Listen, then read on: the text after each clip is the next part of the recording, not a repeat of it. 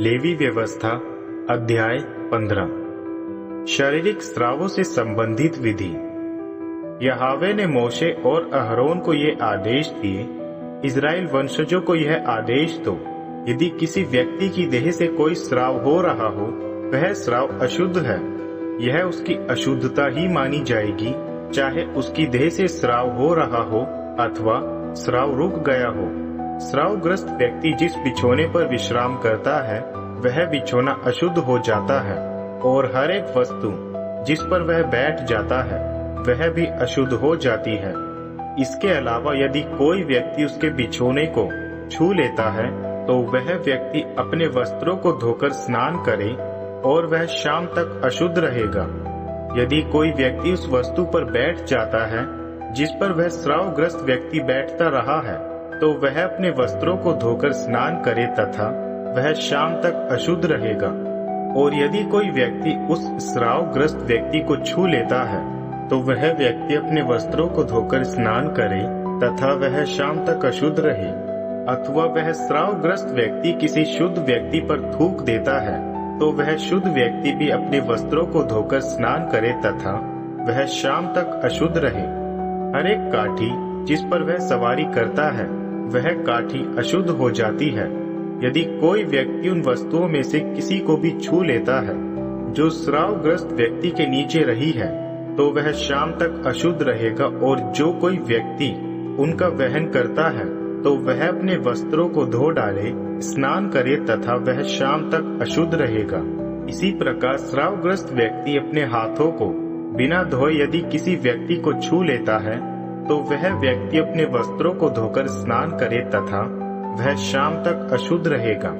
यदि स्रावग्रस्त व्यक्ति किसी मिट्टी के पात्र को छू लेता है, तो उस पात्र को तोड़ डाला जाए, किंतु यदि पात्र लकड़ी का है, तो उसे जल में धोया जाए। जब स्रावग्रस्त व्यक्ति अपने स्राव से शुद्ध हो गए हैं, तो वह अपने शुद्ध होने के लिए 7 दिनों की गिनती कर ले, तब वह अपने वस्त्रों को धो डाले और बहते हुए जल में स्नान करे, तब वह शुद्ध हो जाएगा।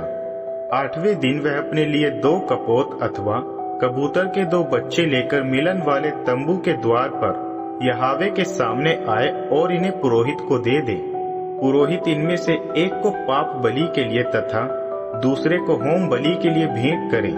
इस प्रकार पुरोहित उसके लिए उसके स्राव के कारण यहोवा के सामने प्रायश्चित पूरा करे।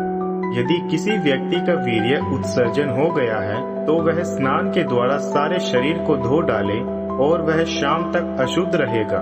जहाँ तक वस्त्र अथवा चर्म वस्त्र का संबंध है, जिस पर वीर्य गिरा हुआ हो, उस वस्त्र को जल से धो डाला जाए तथा वह शाम तक अशुद्ध रहेगा। यदि कोई पुरुष किसी स्त्री से संभोग करे और इस प्रक्रिया में उसका वीर्य उत्सर्जन हुआ हो, तो वे दोनों स्नान करे, वे शाम तक अशुद्ध रहेंगे। जब किसी स्त्री से स्राव हो रहा हो और यदि वह स्राव रक्त है, तो वह स्त्री अपनी ऋतुस्राव अशुद्धता की अवधि में 7 दिन के लिए होगी, और जो कोई उस स्त्री को छुए वह शाम तक अशुद्ध रहेगा।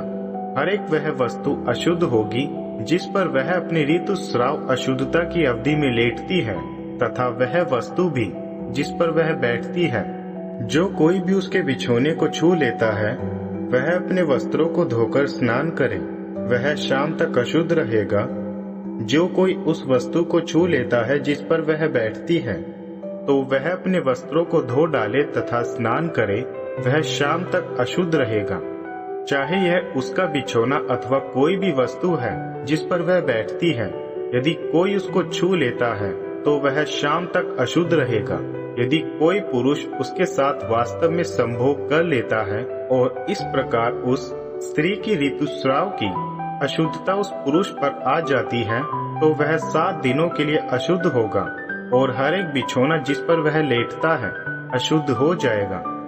यदि किसी स्त्री को रक्त का स्राव उसके ऋतुस्राव अशुद्धता की अवधि में ही नहीं, बल्कि उसके अलावा भी अनेक दिनों तक होता रहे, तो वह ऋतुस्राव की अशुद्धता की अवधि के समान अपने इस अशुद्ध स्राव में भी अशुद्ध रहेगी। कोई भी वह बिछोना जिस पर वह अपने स्राव के पूरे दिनों में लेटती है, वह उसके ऋतुस्राव के अशुद्ध बिछोने के समान होगा, और हर एक वह वस्तु जिस पर वह बैठती है वह उसके ऋतुस्राव के समान अशुद्ध होगी। उसी प्रकार जो कोई उसको छू लेता है वह अशुद्ध होगा, और वह अपने वस्त्रों को धो डाले तथा स्नान करे, वह शाम तक अशुद्ध रहेगा। जब वह स्त्री अपने स्राव से शुद्ध हो जाती है तो वह अपने शुद्ध होने के लिए 7 दिनों की गिनती कर ले, उसके बाद वह शुद्ध होगी। 8वें दिन वह अपने लिए 2 कपोत अथवा 2 कबूतर के बच्चे लेकर उन्हें मिलन वाले तंबू के द्वार पर पुरोहित के सामने लाए। पुरोहित उनमें से एक को पाप बलि तथा दूसरे को होम बलि के लिए भेंट करे। इस प्रकार उसके स्राव के कारण पुरोहित उसके लिए यहोवा के सामने प्रायश्चित करे। इस प्रकार तुम इस्राएल वंशजों को उनकी अशुद्धता से अलग रखोगे। ऐसा ना हो कि वे मेरे मिलन वाले तंबू को जो उनके बीच में है अशुद्ध करे और उनकी अशुद्धता के कारण उनकी मृत्यु हो जाए।